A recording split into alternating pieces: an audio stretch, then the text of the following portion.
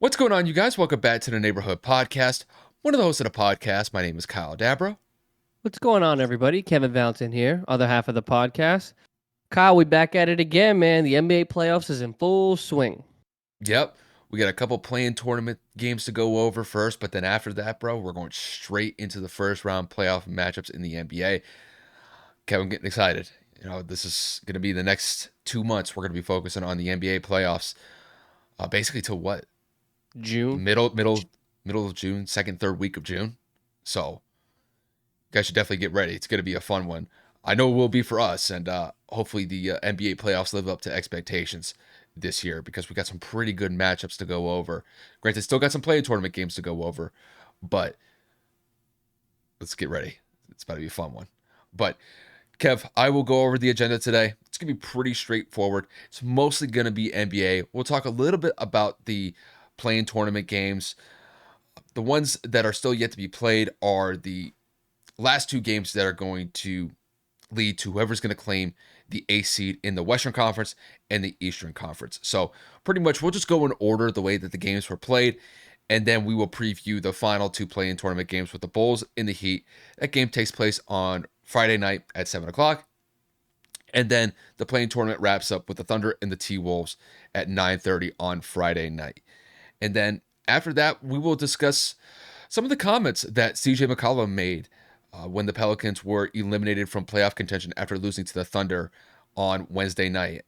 He seemed to take a subtle dig at Zion Williamson, but he could have been focusing more just about the culture within the New Orleans Pelicans organization as far as the team is concerned. Was really kind of going after just cultural standards that the team probably needs to abide by. Basically, it's like the training is not there, guys not getting the proper sleep, just little things that CJ McCollum was talking about post game after losing to the Thunder is something that we'll go over later in the episode. And then we're actually going to round out the episode with some MLB talk. Look, we got a 13-game win streak from the Tampa Bay Rays.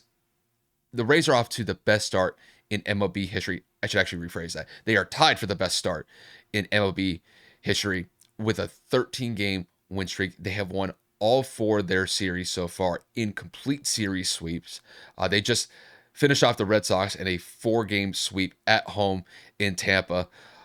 I believe that series finished up on Thursday, which is today when we're recording. But nonetheless, we'll dive into that, and I will make one mention of some NBA topics. We will go over some of pretty much the playoff games that we have listed right now. Like I said, we still got the Thunder and the Timberwolves and the Bulls and the Heat to play in the play-in tournament. But Kevin and I will just kind of do a general summary of how we think these first round playoff matchups are going to be and how we think each team will do in those first round matchups. So without further ado, you guys, let's dive into these play-in tournament games that we've seen so far.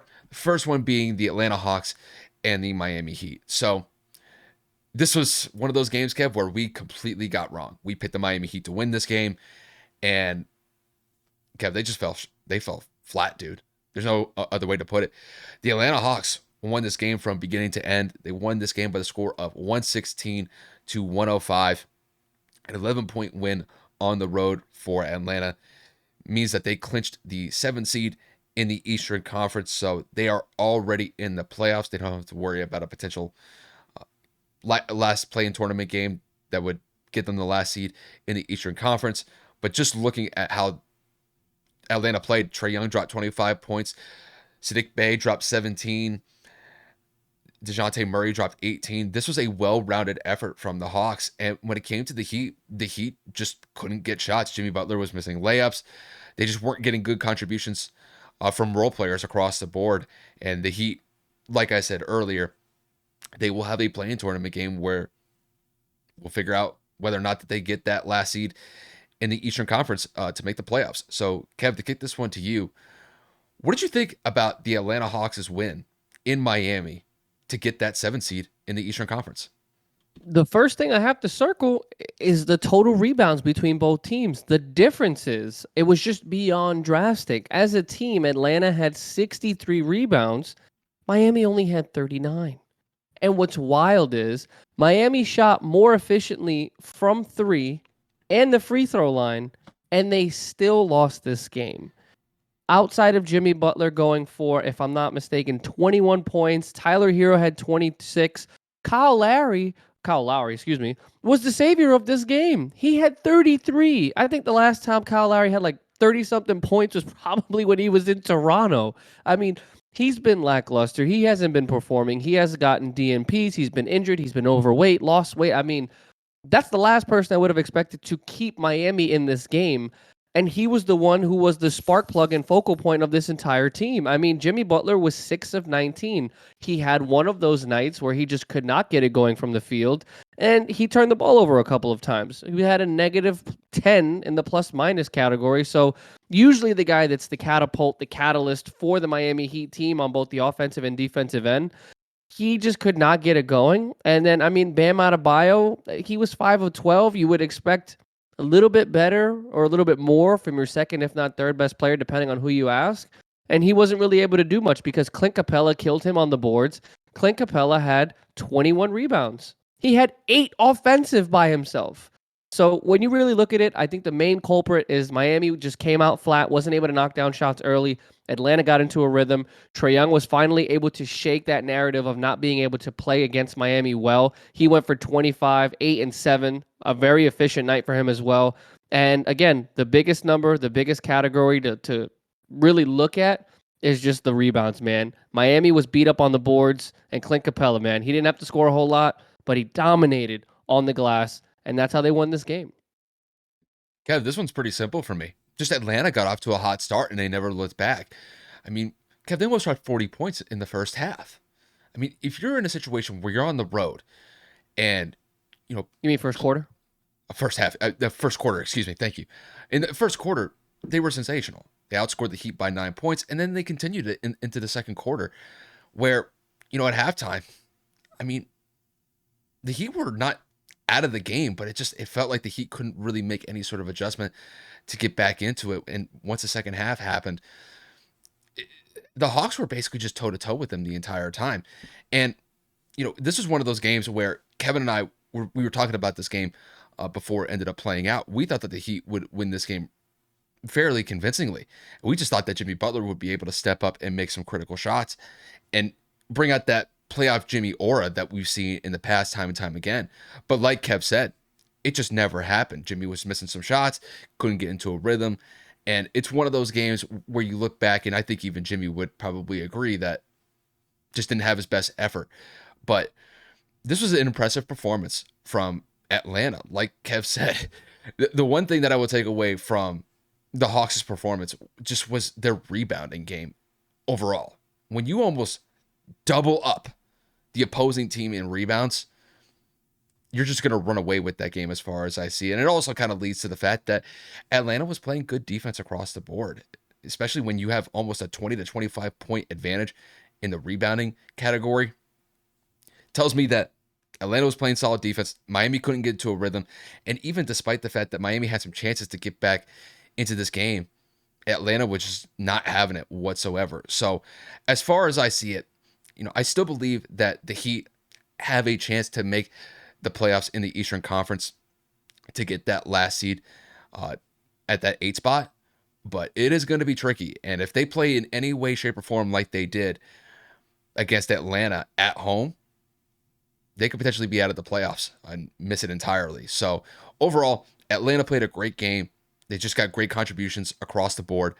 And we'll see what happens with the Heat. It's going to be interesting to see how this final playing tournament game for the Heat goes. Miami can't afford to come out flat in this next game because obviously it's a win or go home. But one team that solidified their seeding in the postseason is going to be Kyle's Lakers. So the LA Lakers played against the Minnesota Timberwolves, and LA held on despite having a struggling fourth quarter for both teams. It was kind of painful to watch, obviously more so for Minnesota.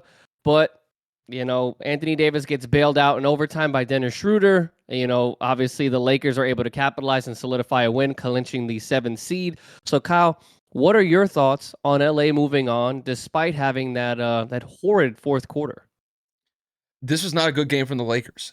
Granted, it was enough to get by the Timberwolves, but just generally speaking, the Lakers should have won this game probably by about 10 to 15 points, especially with all the drama that the Timberwolves were going through before this game with Rudy Gobert and Kyle Anderson getting in a scrap on the sideline in the last game of the regular season. Rudy Gobert didn't even play. Not only that, you had Jaden McDaniels break his hand where he punched a wall after he got tossed out of the game. It just seemed like everything was going against the Timberwolves. But I have to say, Minnesota showed up in the first half and really gave it to the Lakers throughout the majority of this game. I will say that the Lakers had a more impressive showing in that third quarter compared to what they were displaying in the first half. But like Kev said in the lead up, that fourth quarter was tough to watch. And, I think it's a fair assessment to say that, when it came to the Lakers in the fourth quarter, they just didn't show up. They scored 19 points in the fourth quarter. The only thing worse about that quarter as a whole was the fact that the Timberwolves scored 12 points. And had Anthony Davis not gotten that foul call with about a second and a half left to go in the fourth quarter, the Timberwolves could have scored 9 points in the fourth quarter. Just overall, just both teams were not playing well whatsoever in that fourth quarter, but the Lakers did enough to be able to propel themselves to have a pretty solid overtime to get this home win. But, when you're looking at the Lakers, this should have been a more convincing win. Granted, I thought LeBron did his thing. I thought Anthony Davis was solid. They got great contributions from Dennis Schroeder and Rui Hachimura. But one of the people that fell short in this game, as far as I see it, was D'Angelo Russell. D'Angelo Russell played 24, 25 minutes in this game, scored 2 points. He was 1 of 9 from the field. You cannot have that in one of the most critical games that the Lakers have played the entire year. So, granted, the Lakers did enough to get by the Timberwolves to clinch this 7th seed in the Western Conference, and now they'll go up against the Memphis Grizzlies in the first round of the playoffs. But if they play anything like they did against the Timberwolves going into that Grizzly series, it could be a tough hill for the Lakers to climb in that first round matchup, just because Memphis is far more athletic. They're younger. They seem to be a more gritty team, but the Lakers got to shake off that poor performance in the fourth quarter, and they really got to ramp it up going against the Grizzlies, because the Grizzlies, it's going to be a tough out for the Lakers. But, you got LeBron James, you got Anthony Davis. This team is relatively healthy. The Lakers have a chance to potentially knock off the Grizzlies, but it's going to be a lot of work. They just can't show what they did against the Timberwolves going into that Grizzlies series, because it will not work out for them in the long run. That's just how I see it. I'm definitely more in panic mode for the Lakers, just because, similar to D'Angelo Russell having a bad game, Anthony Edwards had an awful game. Apparently, he was playing with a shoulder injury. So when you combine that with missing Rudy Gobert, obviously missing McDaniels, you're talking about a completely different game if players are available and healthy. And then, yes, LeBron James scored 30, but he had a negative 14 in the plus-minus scale. That means pretty much at every attempt, someone was scoring on him. He played little to any defense. He stepped up when he needed to in one of the final possessions in the fourth quarter, if not overtime. There was kind of like one of those sequences where Braun had to really step up and press against somebody, and he really didn't let them get any room or space. But outside of that moment or that possession, LeBron James was relatively useless on the defensive end. Anthony Davis didn't really start coming into his own until that third quarter. But when you really look at statistically what happened with the Lakers, I mean, Malik Beasley had 5.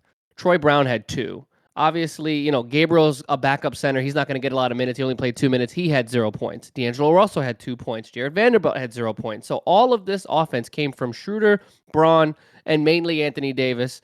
Hachimura had 12. Obviously, Austin Reeves had 12. But they shot 41% from the field, and they shot 32% from 3. So the Lakers got to find a way to clean this up, because they also had 20 turnovers. Very sloppy basketball, very bad defense. And again, if Minnesota isn't bailed out with the foul call, this game would have ended in 4. But it really left a bad taste in my mouth, because it looked like once Minnesota got going, once they got hot, it looked like LA kind of took their foot off of the gas pedal. Like, man, it looks like they're blowing us out. Like, it almost looked like they gave up going into halftime, like not really caring. Yes, they were able to weather the storm and outscore them in the third quarter. And by they, I mean the Lakers were able to outscore the Timberwolves 30-26. But that fourth quarter for both teams was just very sloppy, very disorganized, and both teams did not look efficient. Thankfully, LA was able to put it away in overtime. But like Kyle said, going into this younger series, going into this more athletic series with this team known as the Grizzlies, with Jaren Jackson Jr. being the Defensive Player of the Year odds, like Ja Morant is back in this lineup full swing. Obviously, you have Desmond Bane and a number of other players that have shown that they can play efficient and very well in the postseason like they did last year. The Lakers are in for one hell of a series, and they need to find a way to turn this play around and build off of this and say, hey, that's not Lakers basketball. I know damn well LeBron James and the rest of that veteran leadership that's in that locker room is saying, we may have gotten away with one, but this is not how we're going to play. But like I said, the Lakers got a good win, thankfully, but in terms of how that is going to turn out to be in the next series is yet to be determined. Yeah, this is one of those scenarios where I look at with the Lakers. They got business done, but man, it was sloppy. And I will say, I'm kind of looking at this at a half glass full perspective. They were the only team, the only home team to win the play-in tournament game that they were playing in. They were the only one. 3 out of the 4 teams that won, they were the road team. So with the Lakers being the only home team to win that play-in tournament game, it's a little bit of a silver lining for them, but bro, they could have looked a lot better, especially with all the drama that Minnesota's been going over the last couple days. This should have been probably a 10 to 15 point win for the Lakers, but agreed. It's good enough, but you can't just do good enough against the Grizzlies. The Grizzlies are going to present a much bigger challenge for the Lakers and the Timberwolves, and if that play shows up once again against the Grizzlies, it could be a 5-game series for the Lakers going against them. The Grizzlies could really just wipe the floor with them as far as to see it, especially with them being a younger, more athletic team. It's just honestly that simple. But with that said, we are going to transition to our next play-in tournament game. That will be the Bulls and the Raptors game. Kev, we were sweating this one out a little bit. We did pick the Bulls to win this game. The Raptors got up to a very hot start. At one point, they were up 19 points in this game, but the Bulls rally in the second half to win the game by the score of 109 to 105. This is a huge win for them. It keeps their playoff hopes alive. They will have another play-in tournament game to dictate their future on whether or not they get the 8th seed in the Eastern Conference. But Kev, let's just go over this game. So let me kick this one to you. What did you think about the Bulls getting this massive road victory against the Raptors to keep their playoff hopes alive? All I got to say is, man, Kyle and I were texting this whole game back and forth. Bro, at one point, I texted Kyle, like, bro, I can't believe we're about to go 1 for 2 with our picks. Like, this is crazy. Like, Chicago really shit the bed. And something clicked in Zach LaVine's head to pop off in the second half to where he ended the game with 39 points. 39 points. The Bulls in the fourth quarter scored 37. But as exciting as that was, as dramatic as it was for them to come back in playoff fashion on the road, the biggest narrative here is DeMar DeRozan's daughter and causing the Toronto Raptors to miss 18 free throws. The Raptors went 18 of 36 from the free throw line, in which obviously solidified their fate in losing this game. Yes, they were outscored in the second half completely, but when you're talking about capitalizing on simple, easy points where all you have to do is make your free throws, it doesn't look like they were able to, I guess, control the pressure, ignore the pressure, deal with the pressure. Or DeMar's daughter has just an absolute ear-pitching, destructive voice because she was screaming at the top of her lungs every single time the Raptors shot a free throw. I don't know how she wasn't removed from the game or how somebody didn't say anything, because when you hear the replay, when you see the videos of how low she got into the person's ear behind her or in front of her, I would have said something like, can you scream in another direction? But again, alas, that's neither here nor there. DeMar DeRozan was frustrated early. He was in foul trouble. He wasn't able to really get to do anything. Vucevic had a couple moments, but he was shooting ineffectively from the field early on as well. And it really just came down to Zach LaVine kind of willing the Bulls to win. And obviously, you also have to deal with Patrick. Patrick Williams was just a spark plug. He may have only had 10 points. He may have shot 4 of 12 from the field, but he had one of those rim-rattling dunks on the baseline that sparked a big, probably motivational, I guess, swing in favor of the Bulls. They were able to carry that on. And again, led by Zach LaVine and DeMar DeRozan, they were able to capitalize on this win. But let's not ignore that Pascal Siakam, Fred VanVleet also put on a show. Siakam had 32 points. Obviously, VanVleet had 26. They just couldn't get it done at the free throw line. So overall, this is probably the best game of the entire weekend, in my opinion. Or should I say the play-in week. But we got another game to talk about. But overall, the Bulls move on. Super, super happy. And Patrick Beverley stays undefeated in the play-in. Bro, I didn't know, low-key, that you were a Bulls fan. I know you've always been a Mavs fan, but I I know you like some Zach LaVine, and I love Zach, bro. and It was he just cool to popped see him off. hoop. Yeah, he popped off, dude. Bro, remember that? I think he caught it along the right side of the court, kind of just was just dribbling in rhythm, and then just pulled up. That was a big time three. I forget. It It was was in in the second half. transition, actually. He just Yeah, ran down, pulled from the right wing, and it splashed. They it had just to call splashed it. timeout. Yeah, but I mean, I gotta say, dude, like you said, the Raptors were in full control in the first half. They were up double digits going into halftime. I believe they were almost up 20 points at one point in the third quarter. But the one thing that Toronto had was turnovers and those missed free throws. Because Kev, let's kind of dive into some of these stats, just because I know the stats don't tell the entire story, but in this case, they kind of do. When we look at just the free throw issue, 18 to 36, you're shooting 50% from the free throw line. Toronto lost this game by 4 points. If they only made 5 of those 18 missed field, if they had made 5 more free throws in this game to get to 23 out of 36, you win the game. Unfortunately for them, they fell short. And not only that, dude, they dominated on the rebounding side as well. They out-rebounded the Bulls by 14 rebounds. They doubled up the Bulls 16-8 in the offensive rebounding category. When you look at those stats and you're just kind of looking at this game from an outside-in perspective, more than likely, you're probably going to win that game. But those free throws really cost them. And you tie that in with the turnovers that the Raptors had, it left the door open for the Bulls to get back into the game. I think there was a point in time where I texted Kev saying, when it comes to these double-digit leads, you can never bank on that team holding the lead, just because with the way that the game was played today, double-digit leads are not safe anymore, especially when a team gets into a rhythm where they go on a 10-0 run, they're knocking down not only 2-point shots, but 3-point shots. Those leads can get trimmed very quick. And then Chicago was able to take full advantage of it in that fourth quarter. Like Kev said, when Chicago outscores Toronto 37-24 in the fourth quarter, that's a big advantage for Chicago, and it served them well. Not only that, when you look at Chicago, they only missed 4 free throws in this game. They were 18-22. So when you look at Toronto, this is going to be a tough one to look back on. I think the effort was there, but just missing those free throws, it was big. But I know Kev mentioned it.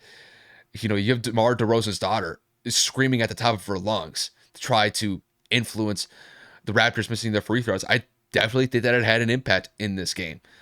I think even some of the players across the board, when they were talking about this game after it had come to a close, they had mentioned that it was somewhat of a factor. And I think when it comes to Chicago, this was a huge road win. We'll see what happens when it comes to them. They got to play the Heat next to figure out who's going to get that final seed in the Eastern Conference. But it was a great comeback from the Bulls. And when it comes to Toronto, you had that game well in control. And unfortunately, they just weren't able to close the door and seal the victory. So good on the Bulls, and we'll see where they can go from here. Like I said, Zach LaVine just popping off was probably the most exciting thing for me, but I got to give credit. They found a way to turn around that defense. Patrick Beverley was just really up in everybody, finding ways to be pesky, some loose ball fouls, but again, just showing off that presence and just making people on that Raptors team feel that he's there. He may be undersized, he may be annoying, he may not be the best offensive threat, but players like Patrick Beverley need to be respected in this league because he gives 130% every game. I know people troll him and say that he's a pest, but I respect Pat's game. I like what he brings to a team like Chicago, and it cannot be denied. Since he's gotten on that team, they have turned around and found a way to win games to solidify. They may be a 10 seed, but they were flirting with 12, 11. They weren't exactly on the greatest skid after the All-Star break.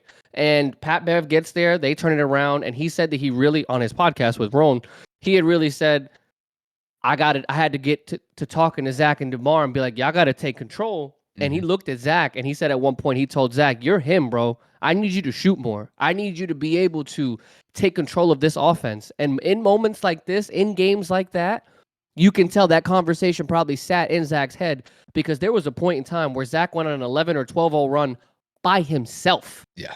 in the fourth quarter. So let's acknowledge, yes, the scoring and the electricity of that game was great, but little pieces like Patrick Beverley creating turnovers and being that vocal leader in that locker room probably led to this Bulls success in the second half of the season. Yeah, and as far as I see it with Pat Bev, he knows his role and he plays it as well as you can possibly play it. He knows that he's not the best player on the court, but he's going to bring some grit and intensity that opposing teams are just going to have to deal with.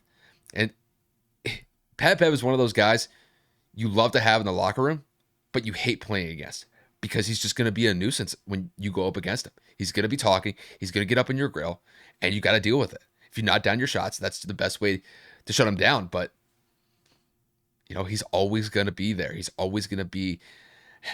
I hate calling someone a pest because that's such a terrible way to describe an NBA player. But what he does with his job, he plays it extremely well. And it could serve them well going up against Miami. I think if Pat Bev brings that same type of energy going into Miami, I think it could definitely be an interesting game for the Bulls. I think if Zach and DeMar, if Zach plays the way that he did against Toronto, I think they have a very good shot to go on the road and upset Miami.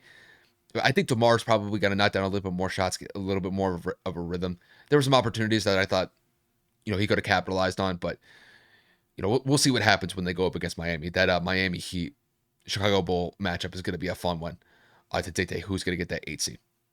Oh, for sure. But we still got one more play-in tournament game. Guys, we talked about this before we were recording and late last night when this game finished. The play-in tournaments games are a success. This is a brilliant idea by the commissioner. The NBA deciding to do this was incredible because every single game, minus the Heat game, has been entertaining down to the wire. And that includes this next matchup, which was the Oklahoma City Thunder coming up with the upset over the New Orleans Pelicans. Mm-hmm. So despite the narratives we were talking about earlier with CJ McCollum and his comments, Zion Williamson not playing, this game literally came down to a potential questionable call where Brandon Ingram puts them within one and thinks that he's fouled by Lou Dort. No whistle is called. And then they turn the ball over on the next entry pass to where they can't even get a shot off to try to at least tie the game. And that's how their fate ends up going. But in terms of OKC, Kyle called it, the young team did not shy away from adversity. They all stepped up, and if I'm not mistaken, between three starters, they had almost a combined total of 90 points between three people. Mm-hmm. That's absolutely insane. Dort had 27, which was a season high. Giddey goes for 31, almost a triple-double, and then Shai goes for 32. So all-around great performance. But Kyle, I got to ask you, since you picked, what are your thoughts on the young team coming up and getting the upset against New Orleans? This was just a great win from the Thunder as far as I see it. The main thing that I could take away from the Thunder being the Pelicans on the road is they were poised the entire night. And, when it comes to the Thunder are a really young team. I believe they're actually the second youngest team in the NBA just based off of average age compared to the rest of the NBA landscape. But I got to say, when it came to these pressurized moments in this game, they were able to rise to the next level and be able to execute when they needed to. When it comes to SGA, Shai was just on another level. Obviously dropping 32 points. He was the team leader for the Thunder. But, there's one player that I got to look at. It's probably Josh Giddey. When I see Josh Giddey is just a young buck, still on the come up. But he single-handedly probably had the best game of his career against the Pelicans. Dropped 31, 10, and 9. I mean, that's just insane. And not only that, I thought Lou Dort was huge for them. Not only just because of his defensive presence, but also dropping 27 points. On top of that, man, you're getting good contributions across the board when it comes to those three guys. When it comes to the Pelicans definitely had some issues with CJ McCollum. And when it comes to CJ, I have a little bit of sympathy for him simply just because he's dealing with a thumb injury. He's been dealing with this thumb injury for over 3 months at this point. I was watching his post-game press conference after the game went final, and he was essentially saying that this thumb injury that he was dealing with, he was supposed to get surgery on this 3 months ago, but he was trying to get the Pelicans into the playoffs, putting his body out there on the line, try to be able to compete at a high level. He just fell a little bit short as far as I saw it, but I appreciate the effort that he was trying to give the Pelicans to get them this win. I mean, when it comes to the Pelicans were in this game. When I look at Brandon Ingram, I thought Brandon Ingram had a solid game. I thought Trey Murphy III had a solid game. They got good contributions from Jonas Valanciunas. There were just certain possessions where it didn't go in New Orleans' favor. And when this game is essentially dictated by 2-3 points, especially in these late stages of the fourth quarter, you got to be able to knock down some shots. You got to be able to knock down some free throws. There was one case in particular where Brandon Ingram had a chance to be able to close the deficit from 3 points to 1 point at the free throw line, misses first free throw, made the second one, but kind of left the door open for the Thunder to take advantage of.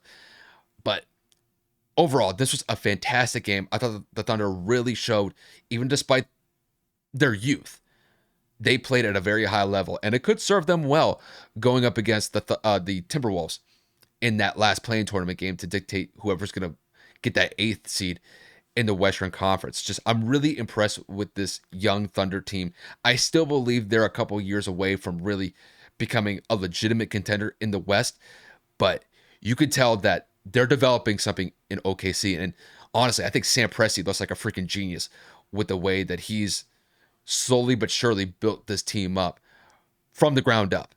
And we'll see if they can take it to the next level and potentially make the playoffs if they knock off the Timberwolves in that last play-in tournament game. I mean, there's not really much I can say on top of that, to be honest, because obviously we talked about the statistical portion of this. We talked about the fact that Oklahoma City at one point was not necessarily the laughing stock of the league, but they weren't exactly taken very serious when they started to trade away a lot of these players like Russell Westbrook, like Paul George, and so many other people. And then you go into what they've become now, and some would say that they're maturing earlier or faster than what we thought. Like Kyle said, within the next few years, they're probably going to be a consistent playoff competitor, maybe even a finals contender, if this team can remain together and continue to develop. Josh Giddey's out here getting triple doubles left and right, and he just looks like the equivalent of a guy at LA Fitness who just plays casual basketball and finds a way to average damn near triple double in a lot of in a lot of games that make a difference, like specific big marquee matchups. And then you have to, I can't speak English clearly. Then you have to talk about SGA. He scored, I believe, 45 times 30 or more points, which led the NBA. He is a player that was kind of mentioned in passing for the Paul George trade. Everybody obviously thinks that the Paul George trade, in terms of sending SGA and multiple picks to the Thunder for Paul George, they all said that Paul George and the Clippers won that trade. Obviously, teams up with Kawhi Leonard. The farthest they've gone is the Western Conference Finals. But again, the Clippers remain stagnant in that realm of kind of not being able to get past the second or third round of the playoffs, especially not being able to reach the finals. And then you have SGA over here getting better every year, averaging 30 points a game. The Thunder team is getting better. They're using their draft capital that they acquired from multiple teams like Houston, like the Clippers, and they're building this roster with Giddey. Chet Holmgren is coming back. Dort is developing. Again, this team just looks to be getting good at the right time. I'm not going to sit here and say that they are definitively going to win the playing game. They're going to beat the number 1 seeded Nuggets if they were to get the 8th seed definitively. But again, they're not going to sit here and just roll over. This team is young. This team is inexperienced, but they're not scared. They don't fear anybody. They played the Pelicans tooth and nail all the way through. And again, the stat sheet was filled. Now, on the New Orleans side, everybody contributed from the starting lineup. 30, 20, 16, 14, 21, and CJ McCollum was playing with a busted thumb. No excuse. He played through it. Got to give him credit for it. But at the end of the day, they weren't able to capitalize on the defensive end. They allowed 39 points in the third quarter, which catapulted the confidence to continue into that fourth quarter to maintain that lead. It came down to a questionable no call. I didn't think it was a foul. It's neither here nor there. At the end of the day, they turned the ball over when they had another opportunity, and that sealed their fate. My biggest issue is the fact that Zion Williamson did not play. And that's a perfect transition into our next conversation because CJ McCollum had made some comments after the game. Kyle, if you could read that for me, that'd be great. Yeah, so you want me to just go over the quote that you sent me on Twitter earlier today? All right, so I'm just going to read verbatim the quote that Kev sent me. And this is what CJ McCollum was saying post-game. Now, depending on where you take this from a micro or a macro perspective, I'm just going to read it as is. So CJ said after the game, availability is important, man. We've got to be available. We've got to do what we need to do off the court in terms of preparation, in terms of getting treatment, in terms of getting the right sleep, the right type of hydration, having the right type of diet. Everything has to matter for us, for everybody, 1 through 15. Now, depending on how you read that, that could be a subtle dig at Zion Williamson for not playing because he didn't feel like he was mentally ready to go. Or that could just be the culture within the Pelicans itself, which, two things can't be true at the same time, I guess, depending on how you read it. But I will let you guys interpret that quote from CJ how you want to. But Kev, I'm going to kick this one to you. What did you think about CJ McCollum's post-game comments about essentially players not being available for the Pelicans when they needed it the most? I mean, you have to look at it from the situation at hand, right? Who is the biggest player on that roster? Who's the biggest name, the most paid player on the roster? Zion Williamson. Who is the guy that is never available for this team? Zion Williamson. Who is the guy that needs to take care and prepare a lot better? That includes his weight and staying healthy. Zion Williamson. Yes, that may have to do with the culture, but I think that Willie Green maintains a very good locker room. All his players, anybody that's ever talked about Willie Green, including Chris Paul, who is a very well-respected NBA player from a leadership perspective and from the NBA Players Association, have spoken volume about Willie Green, as well as Monty Williams, who also coached Willie Green when he was in the NBA. I don't necessarily think this is a cultural thing because I don't think Willie lets a lot of things slide. I'm looking at this and saying, CJ 100% is looking at Zion and saying, bro, the doctors cleared you. I'm playing with a busted shooting hand. My thumb is completely useless. It's consistently wrapped. He said it was hurting him. He's been bothering him for 3 months, should have had surgery, and he pushed it off. He's playing with a busted thumb. You got cleared. Yes, I am somebody that is always an advocate for mental health. I defended Ben Simmons last year when he didn't want to play in the postseason because he felt that he wasn't mentally there. People told me that, not me, people had said that he was going through some things that were very bad. It looked pretty bleak in terms of what he was going through, but no issues or no information was disclosed within that Ben Simmons situation. So, of course, me having my own mental health issues, I had spoken out and said, you know what? If he says he's not ready to go, that's a whole different category, right? You got to give him his time. But for Zion to say, I felt like I would have been able to, I wasn't able to give myself to the team. I wasn't going to be 100%. I wouldn't have fully been there. I would have been distracted. My man, even if you are 5% there, the fact that you're on the court means that the defense has to scheme for you. Even if you don't want to score, you can still get rebounds. You can still play defense. You can go out there, catch alley. I'm saying if you don't want to put your back to the basket and have the offense fed through you, there are a multitude of ways for you to contribute to a basketball team. You make the team better in transition. You make the team better in the paint. You make the team better at rebounding, and so on and so on and so forth. You're an efficient basketball player. You don't need to shoot the basketball. You just need to do what you do down low, and that's dunk the basketball, finish strong, and get to the free throw line. Get people in foul trouble. I'm not asking you to score 40. I'm not even asking you to score 20. You guys lost by, oh, of course, now I'm not going to be able to find it. You guys lost by 5 points. You telling me you couldn't give me 6?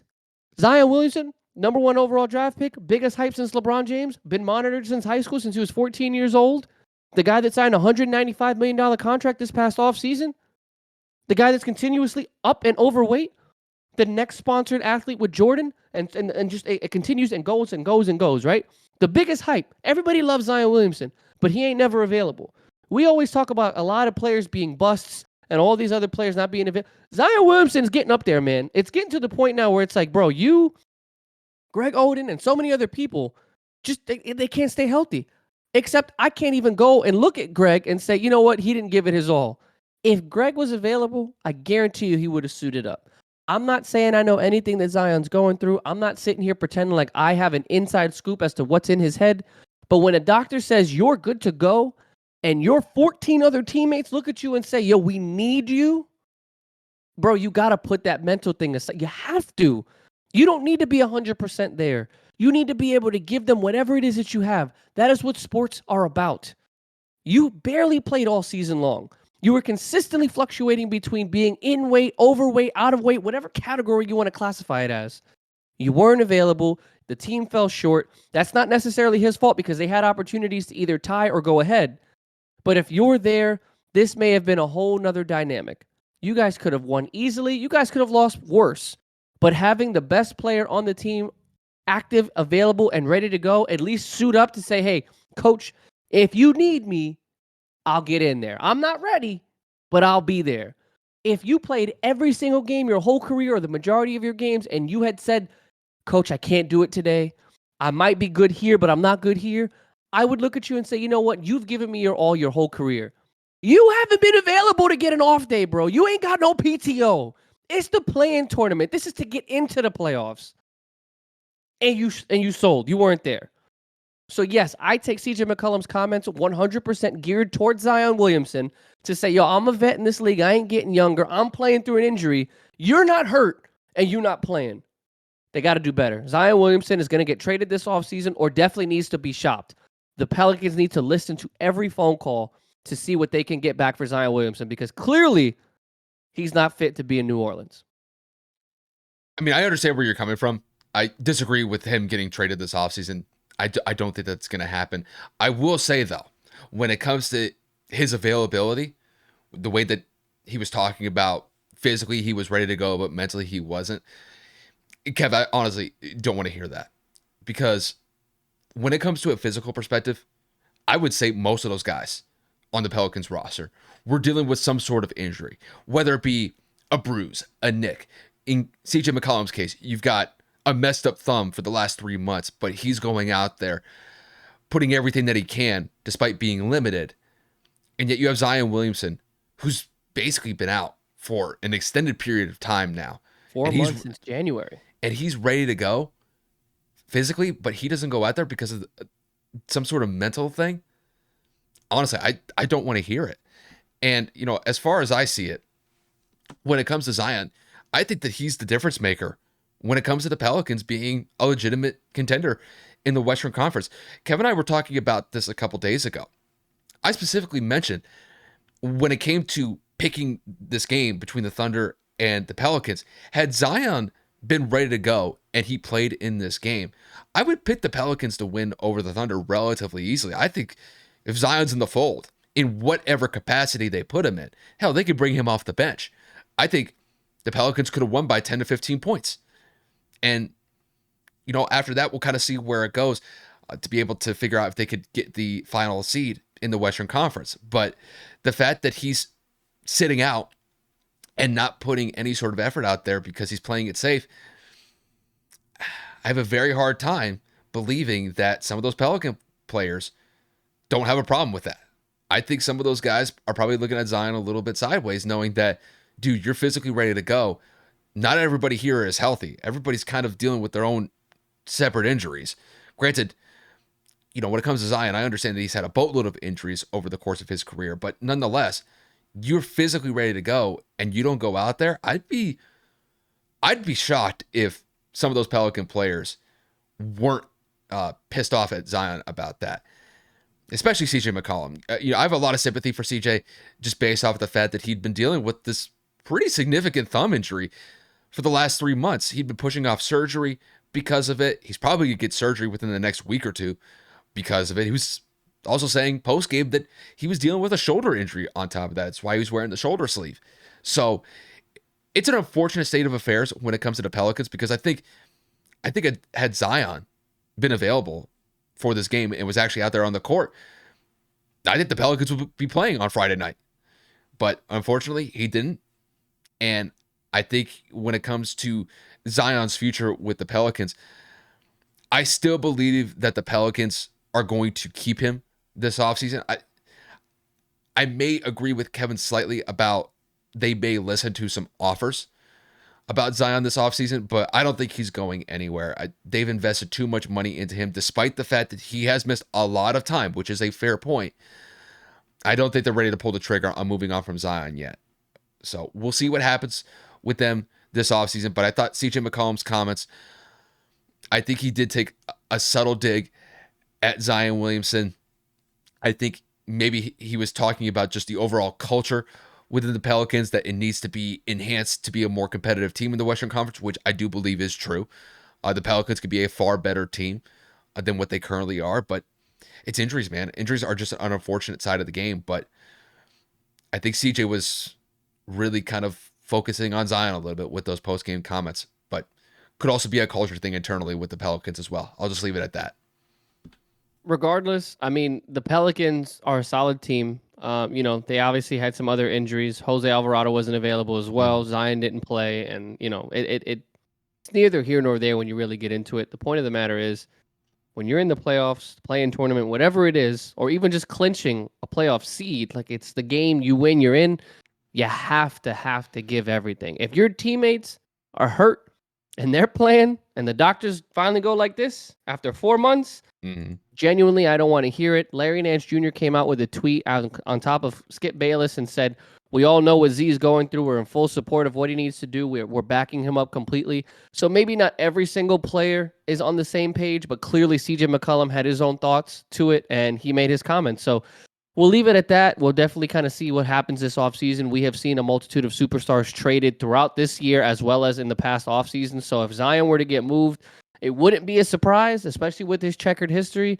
I mean, for God's sakes, if Rudy Gobert's getting 5 first-round picks to go out and punch Kyle Anderson in the face, or should I say in the chest because he missed, who knows what Zion could get or what New Orleans could get for Zion. So we'll just be monitoring that going forward. But that kind of moves us into our more exciting topic. The NBA playoffs are going to be decided in terms of official seeds. The last 2 8 seeds will be decided tomorrow Mhm. after the playing games are completed. But right now, we have matchups 1 through 7 solidified, and we're going to just touch on a few here on what we think may happen, thoughts on each series, but we're just going to kind of be brief with it. So, Kyle, what do we got? Yeah, so we'll just we'll go over the slate of games that we have at our disposal right now. Obviously, when it comes to the final seeds in both the Eastern Conference and the Western Conference games, um, it's either going to be the Thunder or the Timberwolves coming out of the Western Conference for that A seed. And then in the Eastern Conference, it's either going to be the Heat or the Bulls to get that A seed. But we'll put those to the side right now. We'll focus on essentially the 2-7, 3-6, and 4-5 matchups in the Eastern and Western Conference as it stands right now. So, Kev, kick this one to you. How do you think these first round playoff matches are going to go up in the Eastern and Western Conference? I think they're going to be very competitive. I mean, obviously, the 2-7 matchups for the most part, when you look at who they're facing, right? You got the Boston Celtics going up against the Atlanta Hawks. And then, of course, you got the LA Lakers going up against the Grizzlies.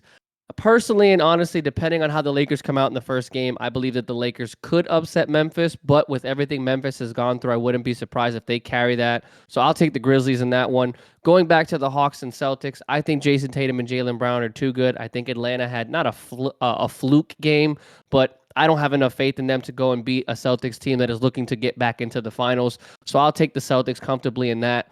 Then you go into the 3-6 seed in both sides. So you get the Nets and the Sixers, Warriors and the Kings.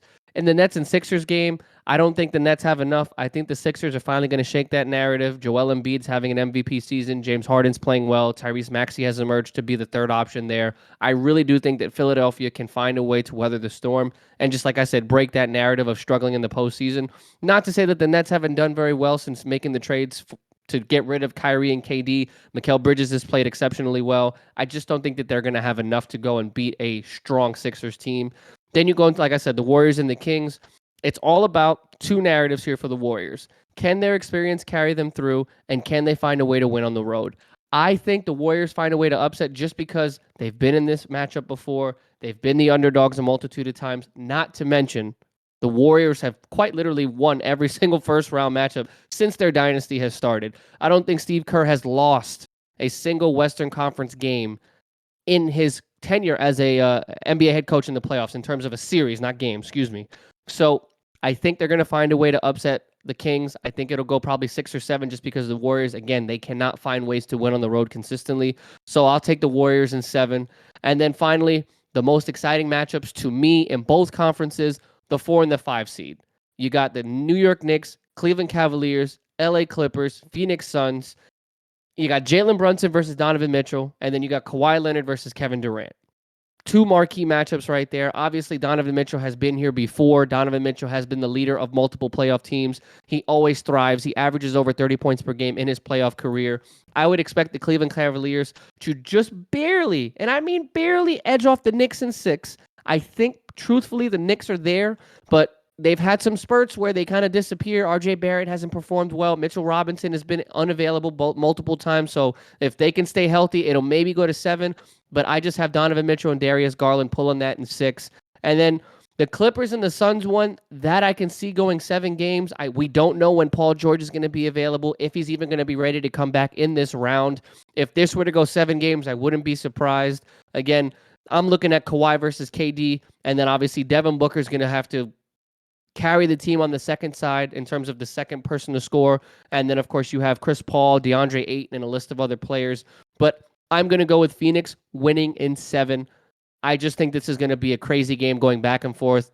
Both Kawhi and KD are probably going to average somewhere between 25 and 30 points per game this series. It's just who's going to turn the ball over more. Chris Paul, we all know, is the point god, always gets injured in the playoffs. So if he can stay healthy, if he can find a way to lead this team and distribute the ball and not turn it over, I think Phoenix can carry this and actually make a pretty decent postseason run. But for this round, for this particular series, I'm going to take Phoenix in 7. And Kev, when it comes to me, I'm just going to go over the same matchups that you went in order that you did. I'm going to start with the Grizzlies and the Lakers. When I look at that 2-7 matchup, granted, I am a Lakers fan. I'm going to try to be objective here. I am going to pick the Grizzlies in this one. I just believe that youth and the grit that the Grizzlies have at their disposal, I think it's going to be too much for the Lakers to handle. I do believe this series has a potential to go 6-7 games, but I think the Grizzlies are just too well-rounded of a team, and I think they're going to move on to the second round. When it comes to the Celtics and the Hawks, Kev, I'm with you 100%. I'm going with Jason Tatum, Jaylen Brown all day in this matchup. I just don't believe that Trae Young and DeJounte Murray are going to be able to overcome the firepower that the Celtics have as a cohesive unit. I think the Celtics could potentially wrap this series up in 5 games. More than likely, it might go 6, but I think the Celtics win this one handily, and they'll move on to the second round. After that, we'll go into the 76ers and Nets matchup. This is going to be just a continuing path, you guys. I do believe that the 76ers will win this series over the Nets. I love the fact that Mikal Bridges has been playing absolutely on fire since being traded from Phoenix, but when it comes to the depth that the 76ers have with Joel Embiid, Tyrese Maxey, these dudes are going to be ridiculous. Also, James Harden as well. Almost forgot him for a second. But it's just that the 76ers have a really deep roster to work with right now, and I think it's going to be too much for the Nets to handle. I think the 76ers win this one probably around 5-6 games. I'd be surprised if this one really goes 7. The 76ers are just too stacked as far as I see it. Then when it goes to the Kings and the Warriors matchup, this is going to be a very fun series as far as I see it. This is basically, you could say, the new guard potentially coming in with the Kings. The Kings are a very good team this year. They have finally shaken off the narrative of missing the playoffs for essentially the last 15 to 20 years. I think this is the first time they've been in the playoffs in 17 years. De'Aaron Fox has been absolutely unbelievable. Sabonis right along with him.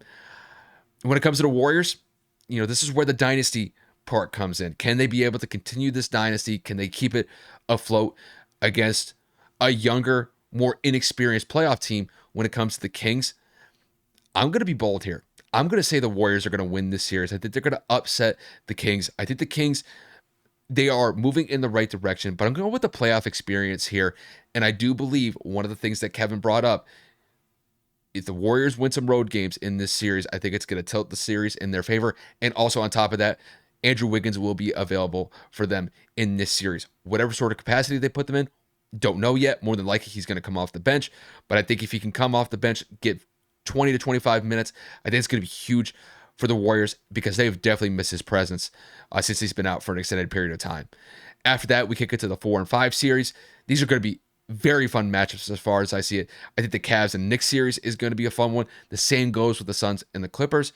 The focus on the Cavs and Knicks one, I'm going to agree with Kev. I'm going to go with the Cavs on this one. I just believe that the dynamic duo of Donovan Mitchell, Darius Garland, you could throw Jared Allen in there as well.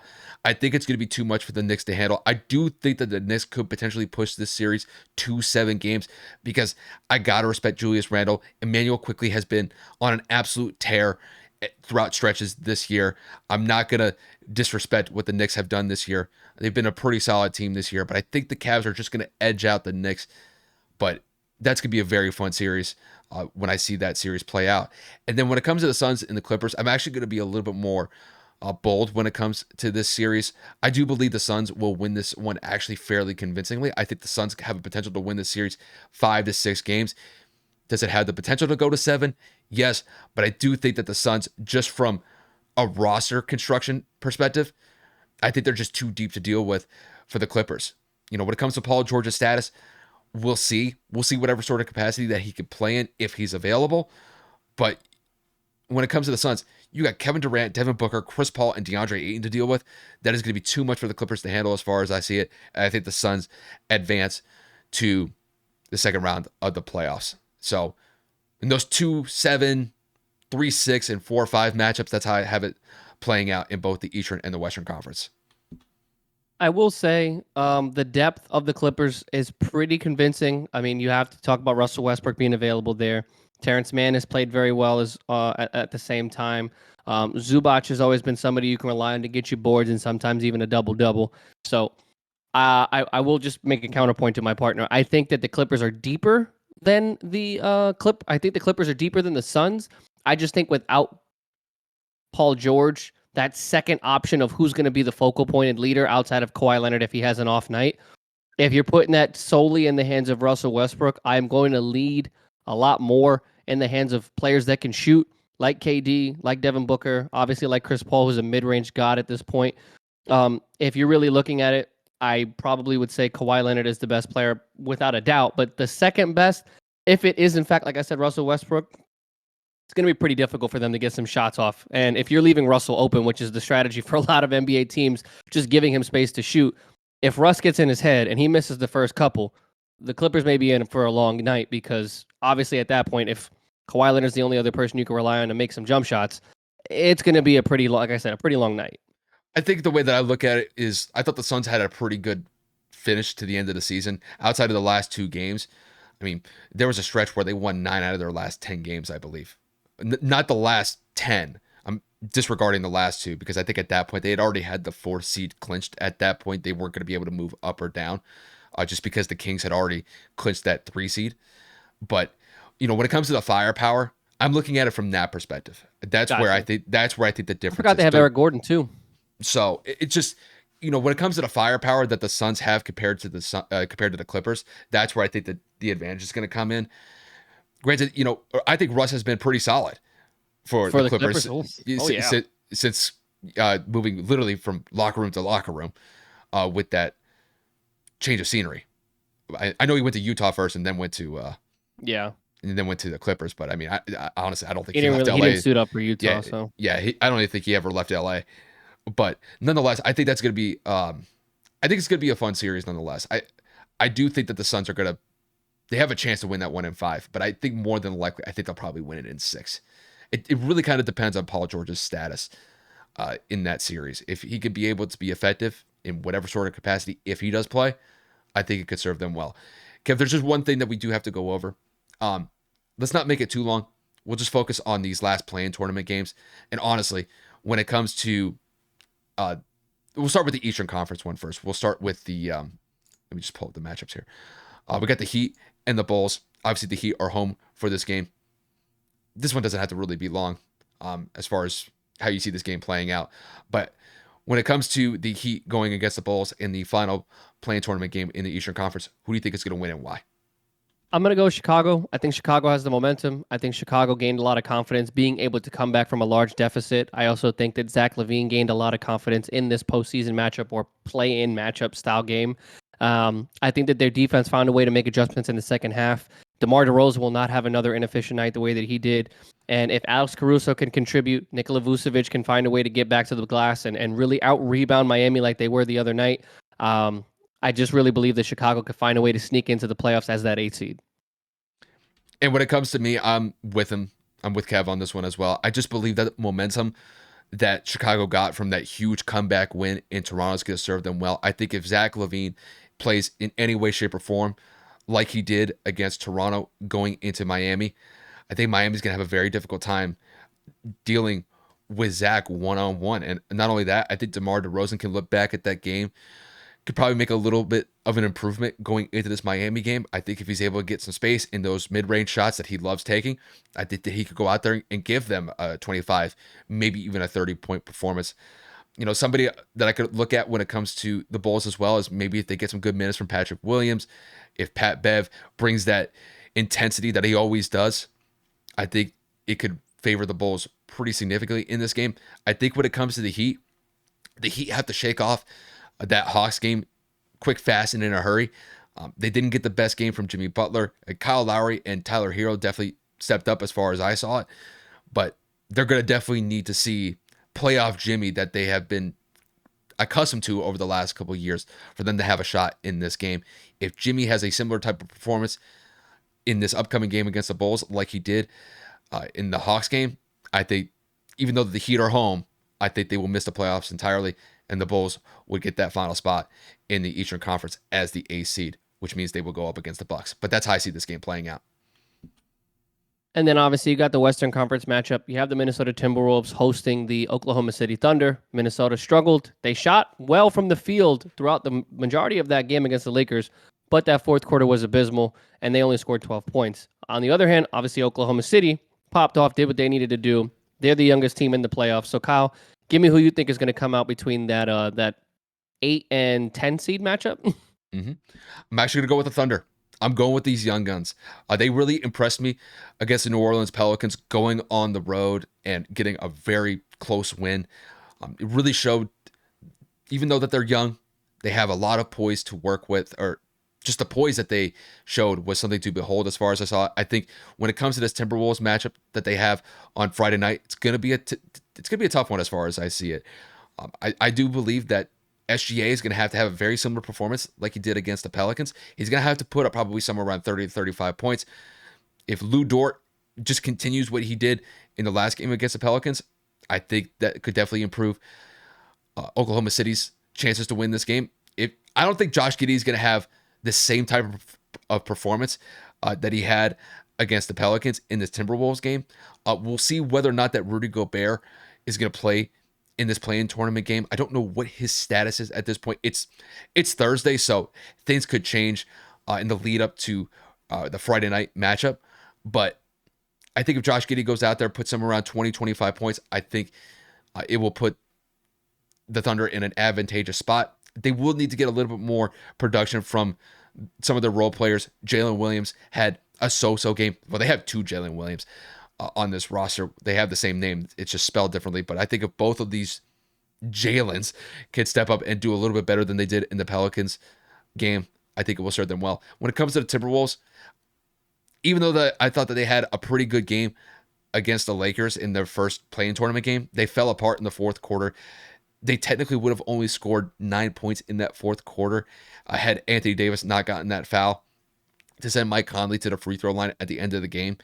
So they're going to have to find a way to improve their fourth quarter efficiency on the offensive side. And we'll see what happens with Rudy Gobert. Obviously, the biggest thing with him is that he got into a scrap with Kyle Anderson a couple of days ago in the last game of the regular season.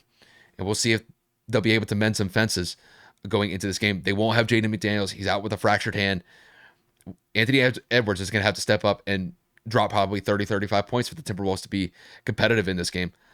This is going to be a very fun game as far as I see it, but I do think the Thunder are going to edge out the Timberwolves on the road, and they will get the A seed in the Western Conference. I'm in full agreement. I have the Oklahoma City Thunder winning this game as well. However, I am reading a report as of 4 hours ago. Coach Finch said that Gobert has been dealing with back spasms, and his status for Friday's game versus the Thunder is uncertain. Currently, they have him listed as doubtful. Back spasms, Rudy Gobert being a bad teammate. Whatever they want to call it, if Rudy Gobert doesn't play, this game is definitely not going to be close. I don't see Minnesota shooting the way that they did in the first three quarters like they did against the Lakers. I don't think Anthony Edwards is 100%. They're saying that he's been dealing with a shoulder injury, so he may be completely off.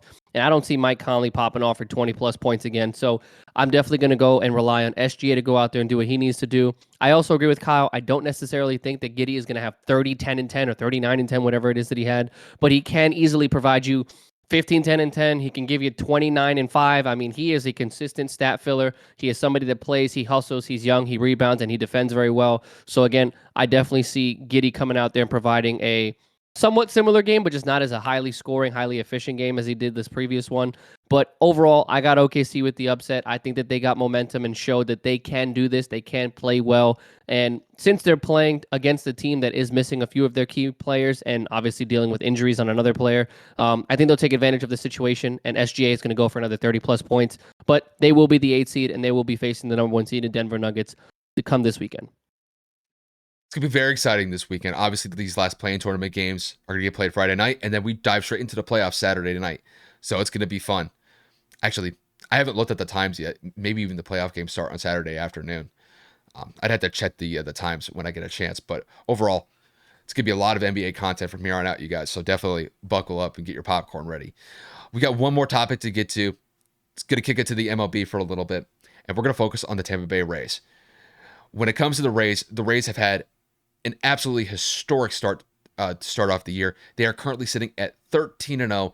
They have won all of their games. They are still undefeated. They're the only undefeated team left in the MLB.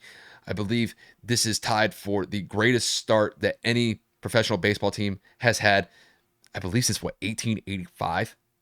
So you have to go back over 100 years to see something like this. It's been absolutely incredible for what the Rays have been able to do. So, Kev, I'm just going to kick this one to you. How impressed are you with this winning streak that the Rays have been on lately? Obviously, as a baseball fan, this hasn't been done in damn near 200 years, right? Obviously, I'm exaggerating. He said 1885. I'm just saying it's been well over 100. And I mean, to be undefeated, to capitalize in these games, find ways to get it done. And I'm looking at the stat sheet here. Other than against the Red Sox, none of these games have been close. Starting from the beginning, 4-0, 12-2, 5-1, 6-2, 10-6, 7-2, 9-5, 11-0, 11-0, 1-0, which was that close one against the Sox, 7-2, then 9-7 against the Sox again, and then 9-3. So they're not just winning, they're dominating their opponents. Outside of those two outliers again against the Red Sox, they have just been pummeling opposing pitching, and their pitching staff has been just, I think the most runs they gave up here on this slate was 7, which was against the Red Sox, but they've been doing a phenomenal job. Defensively, offensively, you can say right now they're the perfect team. However, this has also got to be realistic here. The people they have played, none of their records are above 500. And every single one of these teams was at the bottom of their division, respectively, last season. The Detroit Tigers, the Washington Nationals, the Oakland Athletics, and the Boston Red Sox. They're not good baseball teams. I'm not taking away from the win streak. I'm not being salty. I'm just letting people know from an overall standpoint, they're not playing good competition. And the Tampa Bay Rays were a playoff team last year, and they have been for the last few years. And they have been known to play very well overall because they've been together. This group has been together for a few seasons. They've seen the consistency that they can provide towards the latter half, end of the season, into the playoffs, and make some decent runs into deeper rounds. But when you look at their overall matchups, Toronto is going to be tomorrow, the next series that they have against the Toronto Blue Jays. That's the first team that's above 500 that they will have played all season long. I'm just saying, it's not a coincidence that the Tigers are like 2-9, the Nationals are like 3-8. You know what I'm saying? Like, they are just bad baseball teams, but it takes a lot to win. They're not winning, again, by a little bit. They're not scraping by. They are doing it in a dominant fashion. So 100%, I give them their kudos. This is a feat that has not been met, like I said, over 100 years. But to say that they are the most dominant team in baseball when they haven't necessarily played the biggest competition, it's a little bit of a skewed opinion. But again, I will give them their credit, pay them their dues. This is something that hasn't been done, and they're chasing history right now. If they beat Toronto, they will have the MLB record for the most consecutive games to start a season at an undefeated streak. So kudos to the Rays. Let's just see if they can keep it going against real competition. And Kev, the only other point that I'm going to add is this is the beginning of the year. And when it comes to how teams start in April, we could reflect on it when we get to August and September, but it's not how you start as far as I see it. It's how you finish. And granted, the Rays could be on an absolutely historic pace. I don't want to belabor that point. I don't want to miss that point entirely. A 13-game win streak to start off the MLB season. You can't ask for anything more. But when it comes to the Rays, they have to find ways to be able to maintain this level of consistency. I'm not saying where they have to win every single game, but if they can keep up winning the majority of their series from here on out, I think it's going to serve them well. And I mean, as far as I see it, for them to get 4 series sweeps already, that's pretty impressive. But like I said, it's early still. We're not even 3 full weeks into April yet. And just because that they're 13-0 right now, it doesn't mean that they're going to just keep this momentum all the way through the season. They're going to go through ups and downs throughout this regular season. And I will say, though, if they're able to get, this 14th win in a row to have the best start in MLB history, I mean, I got to say, kudos to them, dude. Because 100%. Hats off. It's history. I have never, honestly, I've never seen a team in my lifetime start out this hot. No. I think maybe you might have a team that wins like 7 or 8 games to start off the year, but 13, when you hit double digits to start off the year, it is really a tip of the cap to them. The only thing that, as far as I see it, is can they be able to continue this consistency in just winning the majority of their series for at least the next month or two. If they're able to do that, I think it's going to set them up nicely as we transition into the summer months, because, when it comes to April, teams are still figuring it out. And look, it's 162 games. When it comes to the MLB season, it is not a sprint, it is a marathon. And granted, I got to say, out the gate, the Rays are doing it better compared to everybody else. So, tip to the cap to them, 13 games in a row, winning. That's a huge mark for them. But like I said, I think it's not how you start, it's how you finish. Absolutely. But guys, that's going to wrap it up.